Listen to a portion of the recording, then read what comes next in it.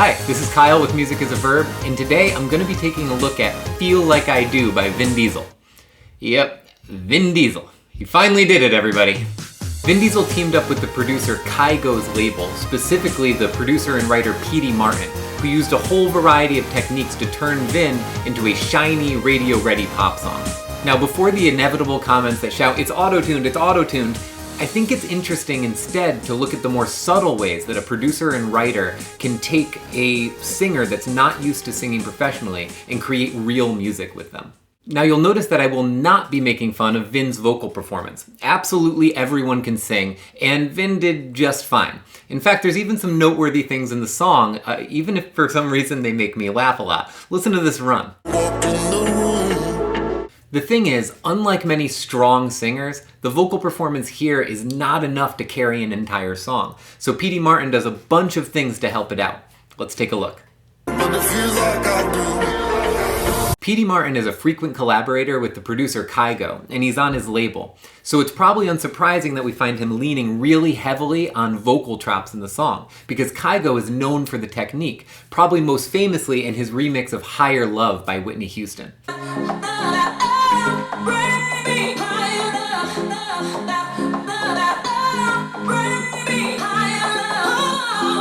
Specifically, you'll notice that he's playing the vocal chops like an instrument in their own right, which can be pretty easily done with any software sampler. For instance, if I took a clip of Vin, I don't have friends. I got family. I can then map that to my keyboard and start playing around. I don't have friends. Right? So I can put a beat on. I don't have a family. I don't have a family.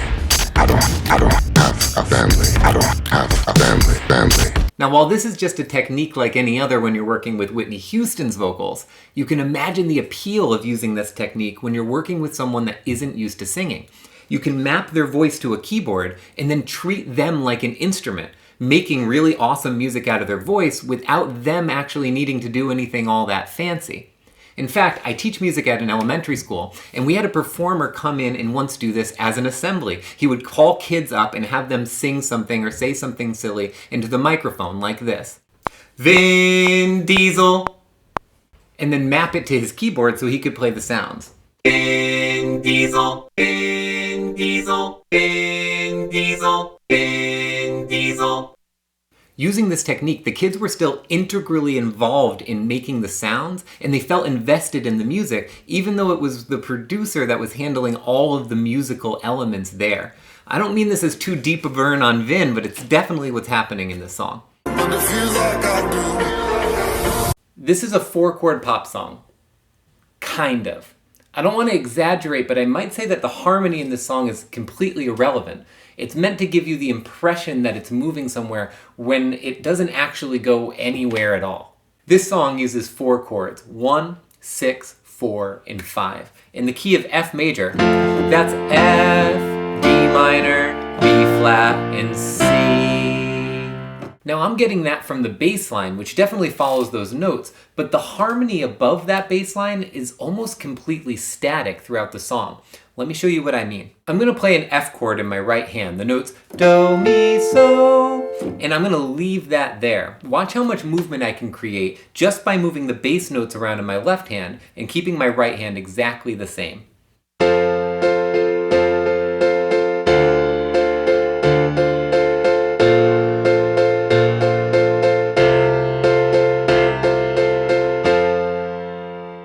This is what's happening in this song. Vin's vocals are singing an extremely simple melody that uses a lot of repetition and is entirely centered around the resting tone. F, it just keeps coming back there. Meanwhile, the bass notes move around underneath, and you get what feels like a lot of movement, even though not that much is actually changing.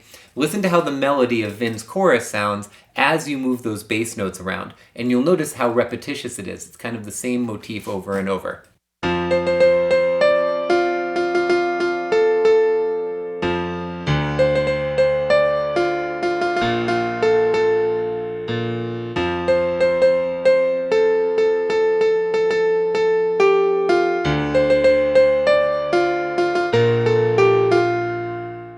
further illustrate the point, let me add in some more notes of that tonic triad. Do, mi, so, in with the rest of our melody to show you that the chord being played is really just always that tonic triad, even though the bass notes are moving. Take a listen.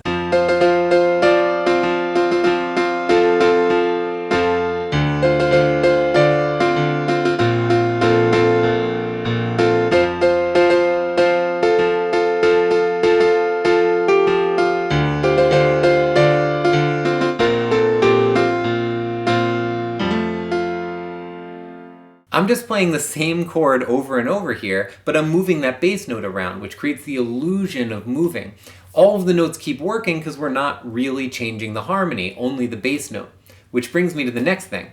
There is not a leading tone in sight in this song. Sometimes the bass note does go to C, which you might expect to give us a 5 chord built around C, so T, Re, but it doesn't.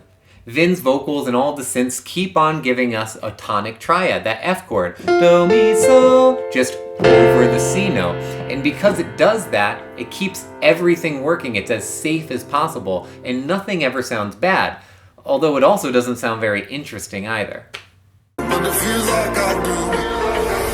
So I'm going to use a little bit of a euphemism here and call this highly efficient songwriting. Let's take a look at the song in Logic Pro. I've color-coded it for us. The brown sections of the song are purely instrumental. The only vocals required for them are vocals that are being played as an instrument on a keyboard, like I talked about earlier. Already you can see that that's about half the song. It's about 50% of the song. While that's extremely atypical for a pop song in general, it's actually pretty common for the subgenre of EDM pop, where bass drops and dance breaks dominate the music. But the other thing you can see here is how little there was to write and record for our main vocalist. All of the purple sections represent a single vocal performance that was copied and pasted. The pink and green sections represent the 2 verse vocals of the song. So if I pull those sections down, you can actually see on this bottom track how little actually needed to be recorded with Vin to put this track together. This was all he had to do, record over these sections. The rest of it is just moving stuff around and adding dance breaks. Now, this isn't to diminish the process. In fact, it actually speaks really highly to the skill and creativity of the producer involved. But it does show you how little they actually had to rely on Vin tracking vocals in the studio in order to create this track. Finally, I have to talk about the actual vocal production and effects in the song. And the only way I can describe it is everything but the kitchen sink. And a little of the kitchen sink too. If there's an effect that you've heard of, it is on this vocal at some point in this song. Not only is it heavily compressed, and I mean squashed within an inch of its life, it's also dripping with reverb and delay all throughout the track. On top of that, it's also heavily filtered. And then on top of that filtering, I think that it's form and shifted, making it sound almost like a sampled vocal rather than a real vocal. While this does plenty to hide and bury the actual vocal performance, it also serves a greater purpose to gel the track together, because the sampled vocal chops and the actual vocal take wind up sharing a lot of the same qualities. Take that vocal and add some cool background delay throws, and you can almost forget that you're listening to Vin Diesel. Almost. So what do you think? Were these techniques enough to make Vin Diesel a pop star, or should he stick to making movies? Let me know in the comments below. If you like videos like these, please remember to like and subscribe to the channel, and I'll see you soon.